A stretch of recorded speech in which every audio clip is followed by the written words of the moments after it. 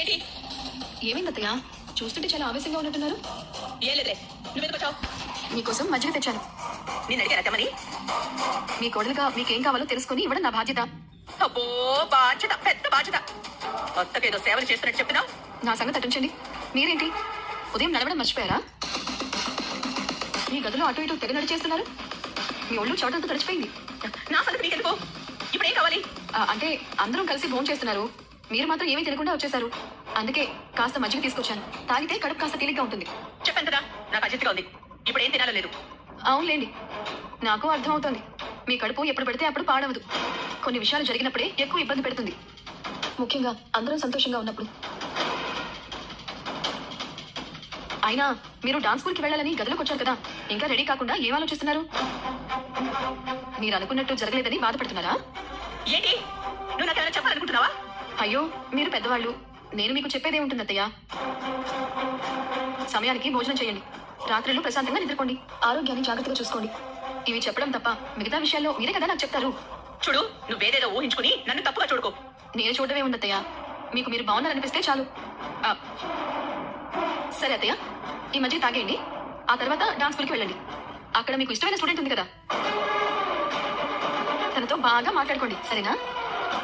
నా పొద్దున చెప్పాను కదా, ఆ గ్లాస్ కూడా తీసుకెళ్ళిపో. ఆకలిగా అనిపిస్తే తాగండి.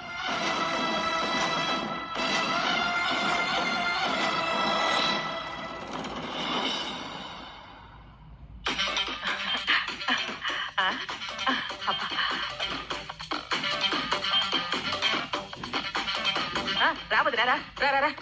చూడదురా, ఈ చీరలు కొన్నాను. నా కోసం, సుందరి కోసం నగలు కూడా చేయించాను. చూడు, మంచిది.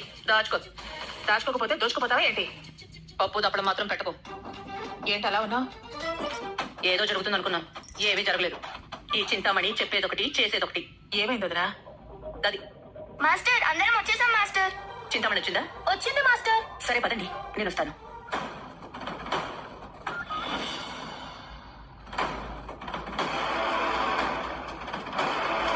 ఏంటి చింతామణి, చెత్తగా కనిపిస్తున్నావు? ఎవరినైనా అడగదొక్కాలనుకుంటే పరిస్థితులు ఎదురు తిరుగుతున్నాయా ఏంటి? మీకు నా గురించి బాగా అర్థమైనట్టుంది. బాగా. మీలాంటి వాడు చేసేది తక్కువ, చెప్పేది ఎక్కువ. చింతామణి, ఇదిగో ఓడిపోయిన అశుభ సందర్భంలో అశుభాకాంక్షలు, క్యాలీఫ్లవర్ బొకే తీసుకోండి.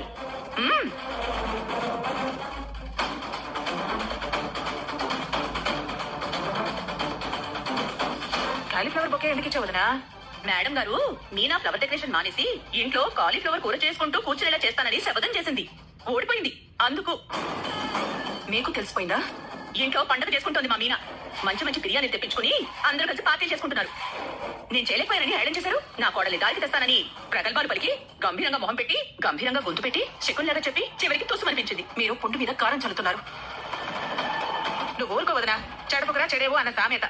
పాపం చింతామణికి తెలీదు. ఏదో మీనా 4 రూపాయలు సంపాదించుకుంటుంటే ఇద్దరు కలిసి కళ్ళలో నిప్పులు పోసుకున్నారు. చివరికి ఏంపి ఏం చేశారు? అది కాదు చింతామణి, నేను చెప్పిందేంటి, నువ్వు చేసిందేంటి? నా కోడల చేత డెకరేషన్ మాన్పించేసి ఇంట్లో కూర్చునేలా చేస్తానన్నావు. అంతే కదా? అందుకే కదా నేను ఒప్పుకుంది.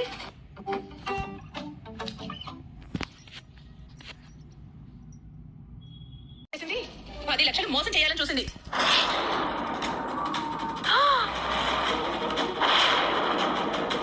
ఏమా, నేను డైలీ సీరియల్ కనబడే అత్తని కాను. నా కోడలు నా మాట వింటూ ఇంటి పట్టునే ఉండి కమ్మగా వండి పెట్టాలనుకునే అత్తని. అంతేగాని దాన్ని 10 లక్షలు మోసం చేస్తే పూలు అమ్ముకునేది 10 లక్షలు ఎక్కడి నుంచి తెచ్చేది? అది తెలిస్తే మా ఆయన ఇల్లు తాకట్టు పెట్టేసిస్తారు. నా కొంపకే ఎసరొచ్చేది.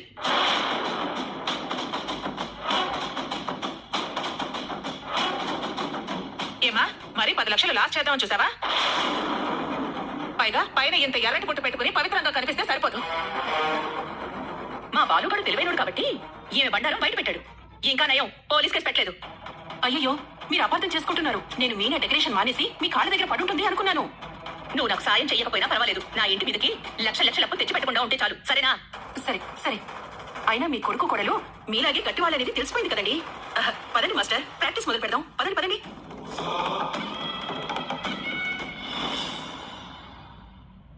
ఏమా, ఎన్నిసార్లు ఫోన్ చేయాలి? 2 రోజుల్లో డబ్బులు ఇస్తా చెప్పి ఇలా చేస్తావా? నేను కావాలని చేయలేదు. అసలు ఏం జరిగిందంటే, మా కారణాలు కదా కావాల్సింది డబ్బు. సార్, ఒక ఆడపిల్ల మీద అలా అరవడం మంచి పద్ధతేనా? తప్పించుకునే అమ్మాయి అయితే ఇక్కడికి తిరిగి వచ్చేదా? నోరు మూసుకొని లోపలికి వెళ్ళు. నువ్వు కూర్చోమ్మా.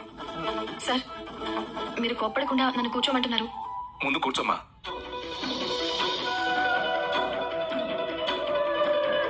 నేను మీరు పెట్టిన గడువు లోపల డబ్బు ఇవ్వకుండా మాట తప్పాను. నన్ను క్షమించండి. ఎవరు ఇచ్చేవాళ్ళు ఎవరు తప్పించుకునేవాళ్ళు నాకు తెలిసిపోతుందమ్మా. ఆ మాత్రం అనుభవం లేదే అంత డబ్బు ఇవ్వను కదా. అవును, ఎందుకు ఆలస్యమైందమ్మా?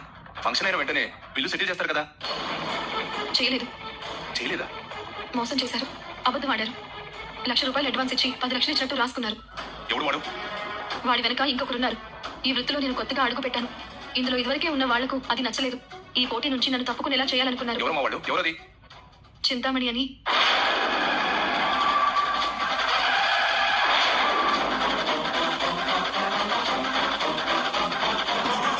చాలా రోజులుగా ఈ వృత్తిలో ఉంది.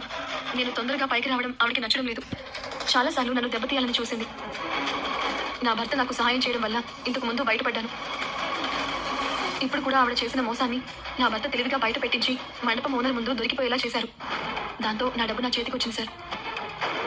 చింతామణి ఆగు. ఇక నుంచి నీకన్నా నాకు పెద్ద శత్రువు ఇంకెవరు ఉండరు. నాకు ఇలాంటి ఎత్తులు పై ఎత్తులు తెలీదు. ఈ రాజకీయాలు తెలీదు. ఈ మోసాలు అబద్ధాలు ఏమీ తెలీదు. మా అమ్మ గుడి ముందు బండి మీద పూల మాలలు కట్టి అమ్ముతుంది. నేను కూడా అదే నేర్చుకున్నాను. నా భర్త నన్ను ప్రోత్సహించి ఒక స్కూటీ కొనిపెట్టారు. దాని మీద ఇంటింటికి వెళ్ళి పూలు ఆర్డర్ పెట్టిన వాళ్ళకి ఇస్తూ వస్తూ ఉంటాను. అనుకోకుండా నాకు డెకరేషన్ చేసే అవకాశం వచ్చింది. చిన్న చిన్న ఫంక్షన్లు చేస్తూ వస్తున్నాను.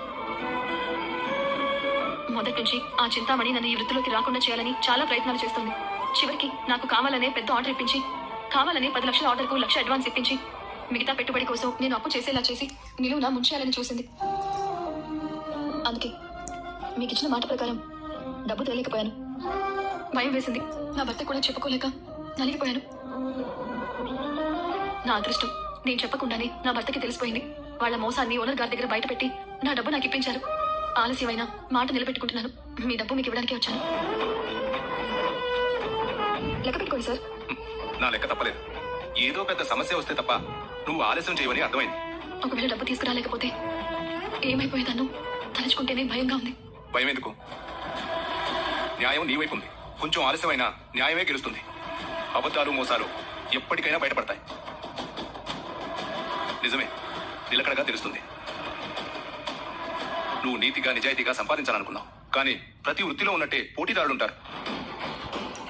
కొందరు అసూయపడితే ఇలాంటి కొందరు పడగొట్టాలని, చెడగొట్టాలని, దొంగ దెబ్బ తీయాలని చూస్తారు. కానీ నువ్వు బెదిరిపోయి వెనకడుగు వేయలేదు. అవును, నా భర్త అండగా ఉండటం వల్ల ధైర్యంగా అనిపించింది. ఇక నీకు ఎదురులేదు. ఈ వృత్తిలో నేను కొట్టేవాళ్లే లేరు.